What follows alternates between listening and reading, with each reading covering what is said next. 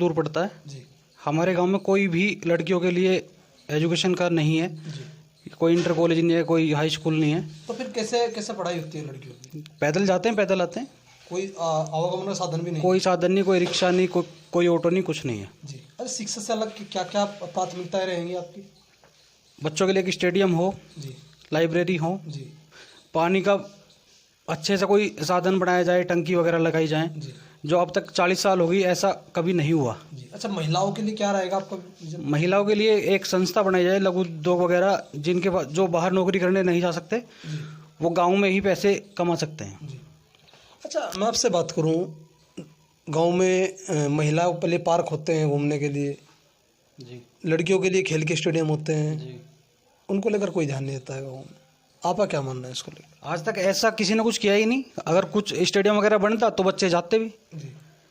चिकित्सा को लेकर आपसे मैं बात करूँ? चिकित्सा हमारे गांव में बिल्कुल जीरो है। जी और आपने देखा भी होगा, बाहर गेट पे ही एक वो बना हुआ है कमरा, उसमें ना कोई डॉक्टर की व्यवस्था है, ना कोई दवाई है, जी वो बंद ही है, वो ना के बराबर है। जी। अच्छा, आप इससे अलग कोई ऐसा कोई कार्य गाँव में कराना चाहते हैं जो मूलभूत आवश्यकताओं से लगाता हो? जैसे चिकित्सा, शिक्षा और आवास तो मूलभूत आवश्यकताएं होंगी, इससे अलग कोई हटके कुछ कार्य आप गाँव में? अगर गांव के मेरे सभी साथी मेरा साथ देंगे तो बहुत सारी ऐसी बातें हैं जो आएंगी। इम्प्लीमेंट होगा, या फिर बातें दस्तावेजों में कहने, कथनी और करने में अंतर होता है? करने और कहने की बात तो जब है जब पहले कुछ हो। जी। अब बातें बड़ी बड़ी कर दूं और गांव साथ ना दे तो उसका भी कोई मुद्दा है नहीं, अगर गांव साथ देता है उसके बाद तो गांव साथ देगा तो फिर ऐसा किया जाएगा कि अगली बार जी प्रधान पद के दावेदार की कोई घोषणा नहीं करी जाएगी, खुद ही गांव कर देगा। सरकार की जो जन कल्याणकारी योजनाएं हैं, जैसे आयुष्मान कार्ड सरकार बनवाती है, किसान क्रेडिट कार्ड होते हैं, मृदा कार्ड होते हैं गांव में, या प्रधानमंत्री आवास योजना जो होती है, उनका क्रियान्वयन किस तरीके से गांव में हो रहा है? कुछ मीडिएटर हैं लोग, जी। उनके जरिए हो रहा, वो कमीशन खाते हैं तो बन जाते हैं। अगर आप प्रधानमंत्री हैं तो किस प्रकार के तो हमारे एंड से होगा, उसकी जिम्मेवारी हम लेंगे। जागरूकता फैलाने का गाँव में काम करेंगे? पूरा पूरा। अच्छा, हम आपसे बात करूं, जिन बातों को आप कह रहे हैं अधिकतर सुनने को मिलती हैं। जी इस देश को आज़ाद हुए काफ़ी समय हो चुका है। बिल्कुल।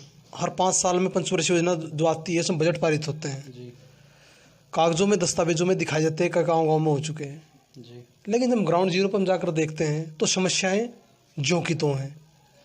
वो हमारी अपनी कमियां हैं, जी जो गांव के लोग हैं, हम भी उन्हीं में ही है। हम अपने तक देखते हैं कि अगर हमारा कुछ हो गया तो ठीक है, औरों का हो या ना हो। जी प्रधान को अगर कोई समस्या है तो बैठाया जाए, उससे पूछा जाए कि पैसा आ रहा है तो कहाँ लग रहा है। नहीं, देश के मुखिया कहते हैं ना खाऊंगा ना खाने दूंगा। भ्रष्टाचार पर जीरो टॉलरेंस नीति भाजपा सरकार चला रही है, उसके बावजूद स्थिति देखने को मिलती है। क्या जनप्रतिनिधि जिम्मेदार है, अधिकारी वर्ग जिम्मेदार है, सरकार जिम्मेदार है? अपनी अपनी जगह सब जिम्मेदार हैं। जी। अगर जनप्रतिनिधि इस चीज़ को देखे कि हमारे लिए जो पैसा आ रहा है वो खर्च कहाँ हो रहा है, जी। ठीक, ये बात प्रधान से पूछी जाए, जो उससे ऊपर कोई जिला पंचायत है या प्रधानमंत्री, कुछ भी सही, हर चीज़ का जवाब लेना चाहिए कि अगर फंडिंग हो रही है तो जा कहाँ रही है। अगर पूछने की हिम्मत होगी तो चोरी कोई कर ही नहीं पाएगा। तो कहीं ना कहीं जनता भी इसके लिए जिम्मेदार है। बिल्कुल है, जागरूक नहीं है जनता। बिल्कुल। जी। अच्छा, वुमेन एम्पावरमेंट को लेकर आपसे मैं बात करूं, आप भी कह रहे हैं महिलाओं के लिए योजना आनी चाहिए, वे लघु उद्योग लाकर स्वयं में सक्षम हो जाएं, पुरुषों के समकक्ष रहकर कार्य करें, महिला सशक्तिकरण हो। सबसे पहले तो आपके चुनाव को लेकर ही बात कर रहे हैं हम। जी आपके गाँव में महिला प्रधान है, हाँ बिल्कुल है। चुनाव लड़ती महिलाएं हैं, जीतती महिलाएं हैं, जी राजनीति परिवार के लोग करते हैं, बिल्कुल। पुत्र करता है, पति करता है, उनको महिलाओं के लिए विकास के लिए भी निकाल पाते घर से। रूढ़िवादिता इतनी परिवार में फैल चुकी है, आपका क्या मानना है इसको लेकर? बाहर ना निकलना ये एक एजुकेशन की कमी है, जी। या उसे छोटी सोच कह सकते हैं। पारिवारिक रूढ़िवादिता नहीं है इसमें। बिल्कुल है। जी अगर लेडीज सक्षम है तो बाहर जा सकती है, परिवार यदि ना निकलने दे तो फिर उनको चुनाव लड़ाने की जरूरत क्या है? तो महिला आरक्षण खत्म कर देना चाहिए सरकार को। बिल्कुल। अच्छा, हमारा जनप्रतिनिधि कैसा होना चाहिए? जो सबके साथ खड़ा हो हर समस्या में। और इससे क्या क्या क्वालिटी उसके अंदर होनी चाहिए? छोटी से बड़ी समस्या कोई भी हो, अगर प्रधान के सामने वो आए जी तो प्रधान उसे अपनी समस्या समझ के उसका समाधान करे। वो छोटे की हो, बड़े की हो, किसी की भी हो, जी। कोई भी बिरादरी से हो। क्या जनप्रतिनिधि का शिक्षित होना भी जरूरी है? बिना शिक्षित हुए तो काम ही नहीं चलेगा। शिक्षित होना तो आवश्यक है। बिल्कुल। अच्छा, ऐसे मैं आपसे बात करूँ, आपसे अलग भी काफ़ी प्रत्याशी चुनाव मैदान में आपके गाँव में। बिल्कुल है। ग्रामीण मतदाता आपको वोट क्यों देंगे? आपका आधार क्या है जीत का? मेरे जीत का आधार सबसे पहले मेरा परिवार, जी मैं खुद, जी मेरा बैकग्राउंड क्या रहा है और मेरे परिवार का क्या रहा है, ये सब जानते हैं। जी। और इस बात का जवाब तो चुनाव में जनता कहीं देगी। ना कहीं पारिवारिक पृष्ठभूमि आपके चुनाव में आधार बनकर सामने आएगी। हाँ बिल्कुल। अच्छा, मैं आपसे बात करूं, कोरोना काल चल रहा है, जी वैक्सीन आ चुकी है, जी। लेकिन अब भी केस सामने निकल कर आ रहे हैं। अपने ग्रामवासियों को कोई निर्देश देना चाहते हैं कैसे बचे इससे? निर्देश की बात तो वही है जो शुरू से चलती आ रही है कि थोड़ा सा डिस्टेंस मेंटेन करें। व्रत रहेगा हमारे। ढिलाई बरतने का रीजन है, अब लोग ये सोच चुके हैं कि ये सब चीज़ें ख़त्म हो चुकी हैं। जी मास्क लगा लो, ये कर लो, नहीं जो चीज़ें पहले से सैनिटाइज करने की बात है, हाथ धोने की बात है, जी लोगों से ज़्यादा नज़दीकियाँ ना बनाई जाएं, इन पे थोड़ा सा ध्यान दिया जाए। गांव में बड़ी समस्या देखने को मिलती है, चुनाव के समय में शराब बांटी जाती है, पैसे बांटे जाते हैं, ये तो चुनाव को मैनिपुलेट करने का काम किया जाता है। ये तो एक दूसरे को लुभाने की बात है। अगर वोटर खुद सक्षम है कई परिवार बर्बाद हो जाते हैं इस चक्कर में। तो वो प्रधान की गलती है और साथ में पब्लिक की, जो जनता है वोटर है, उनकी गलती है। नहीं, आप क्या करेंगे इसमें? क्या शराब वितरण आप करेंगे? मेरा तो कोई ऐसा वो नहीं है। ये शराब वितरण तो शुरू से होती आ रही है जी और जिसे शराब पीनी है वो अपने घर से पिएगा। जी मेरा ऐसा कोई वो नहीं। आज मैं किसी को शराब पिलाऊंगा, कल को वही मुझे गाली देगा, वो नहीं देगा तो उसका परिवार देगा। तो आप ग्रामीण जो आपसे अपेक्षा रखते हैं इन पे खरा उतरेंगे? हाँ बिल्कुल। अच्छा, आपके गांव से बात करूं, एक जनपद से जुड़ा आपका गांव है। जी हमारा जो बागपत है, इसका क्रांति में बड़ा योगदान रहा है।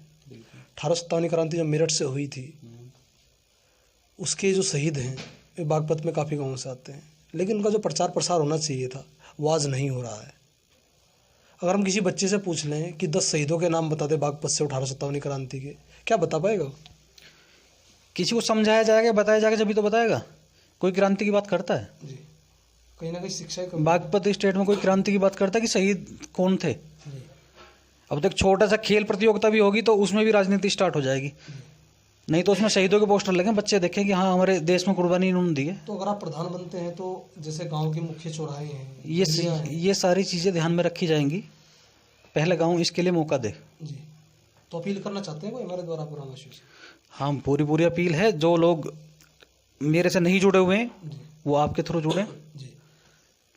और कैसा प्रधान चुनना चाहिए? पढ़ा लिखा हो, सबके लिए साथ खड़ा होने वाला हो, सबकी समस्याओं को समझे।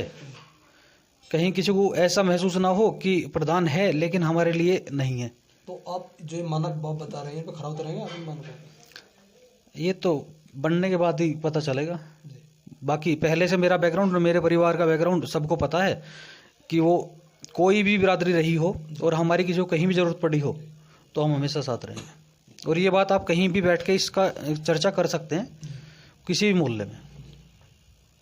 अच्छा, गांव में एक बड़ी समस्या देखने को मिलती है, 2 गुट मिलकर चुनाव कराते हैं गांव में, एक गुट वो हो गया, एक गुट वो हो गया।